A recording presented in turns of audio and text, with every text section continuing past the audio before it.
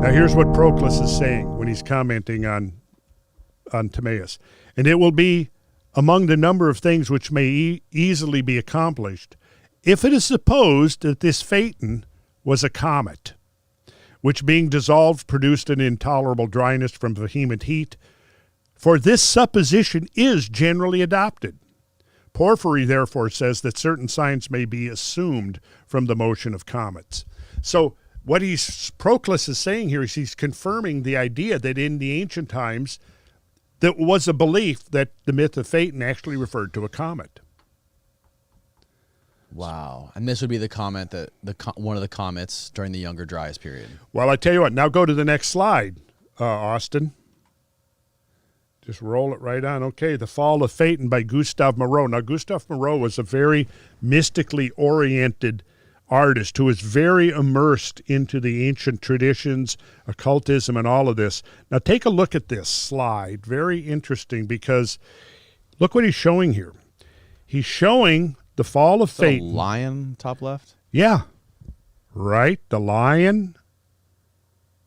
What does that, and see the belt, the band there? That is the plane of the ecliptic, right? Okay. See, the plane of the ecliptic is often in astrology and so on. It's the belt that wraps around, that encompasses the orbit of the sun, the moon, and all the planets. Okay. Right? Now, you look there, and you see the lion. You see Phaeton, the chariot falling to it. You see the great serpent rising up.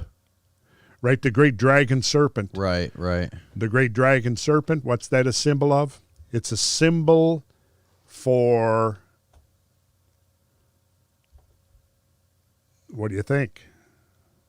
We'll come back to that. It's a symbol of what you see down there to the lower left. See that coming out from behind the Gustave Moreau wants to make sure that we make the connection. Do you see what that is? Go down there. Tell. Left, you got the full moon rising, and then what's right above the full moon? A comet. A comet. You got it. So what is the snake a symbol of? The comet. Oh, it looks like the snake's coming up. Remember the Mayan thing? Yeah, you know that, right? Yeah. Okay, now, if you could jump back now, if you still got the Age of Leo open. Take me a second. Sorry, 1 second. All right, I got it open. Okay, go back to slide number 4. This one? Yep. Dawn of the Age of Leo. 12,900 years BP. So this is the Younger Dryas right here. This is the vernal equinox at the dawn of the Age of Leo, right on the cusp of Virgo, Leo. So the beginning of the Younger Dryas was at the beginning of the Age of Leo, which is represented by the motion of the vernal equinox. When you talk about, everybody's heard the Age of Aquarius, right? Right. Right? The age of, preceded by the Age of Pisces, preceded by the Age of Aries, preceded by the Age of Taurus. Right. This goes into your sacred geometry and the universal language of time. And, Sure, right. Absolutely, all of that. So using that as a model for time change, what we got here is that at the beginning, the dawning of the Age of Leo, 12,900 years ago, the end of the Age of Leo encompassed the Younger Dryas and the dual catastrophes that ended the Ice Age. Okay. Now, Wow. if you go back to Gustave Moreau's painting, he's showing us exactly when the comet came. He's showing us exactly when Phaeton's chariot. You see? Holy shit, man. You're blowing my mind over here. Pull it up real quick. That was my intent. Yeah. Jeez.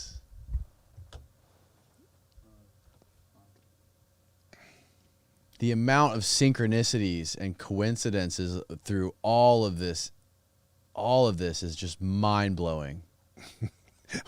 I would have to agree with you.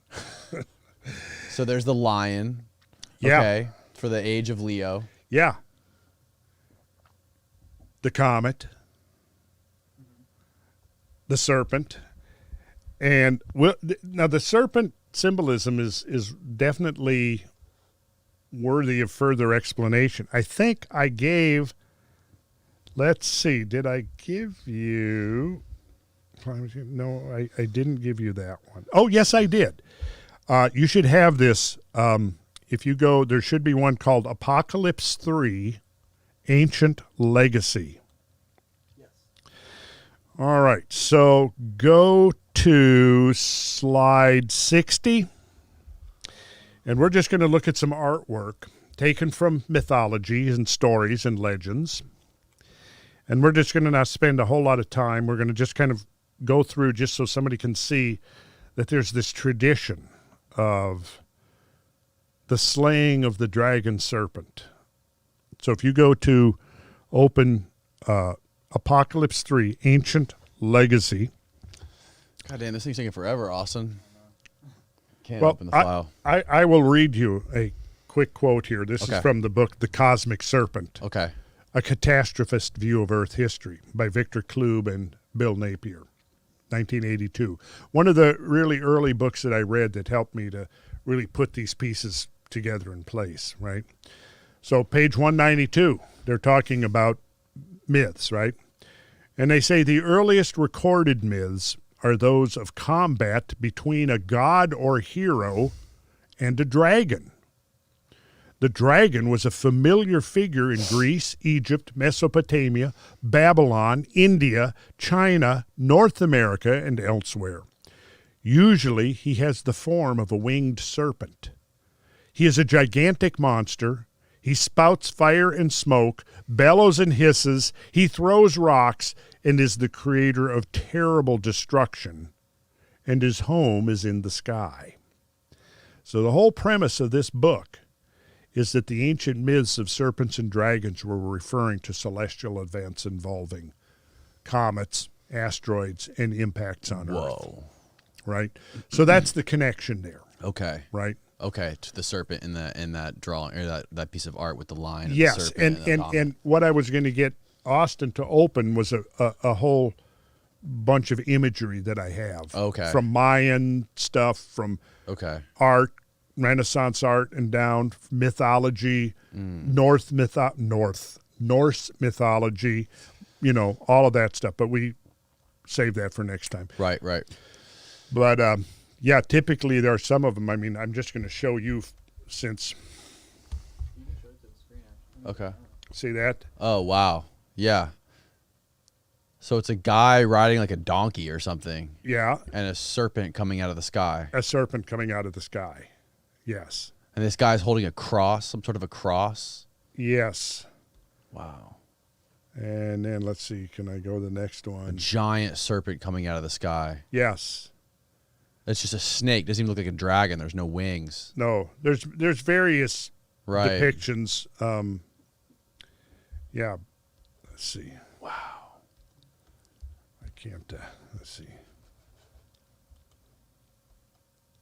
Yeah, there we go. Okay. Wow. There's a lot of this stuff. And basically what it's showing is this tradition, this Right. long-established tradition of associating dragons and serpents with things, meteors, fireballs, comets, Right.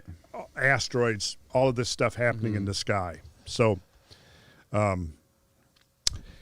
yeah, so it's like in that painting by Gustave Moreau, he's got all of those elements. Right. And he's even giving us the timing, right. you know. Which coincides right with the Younger Dryas. Yes.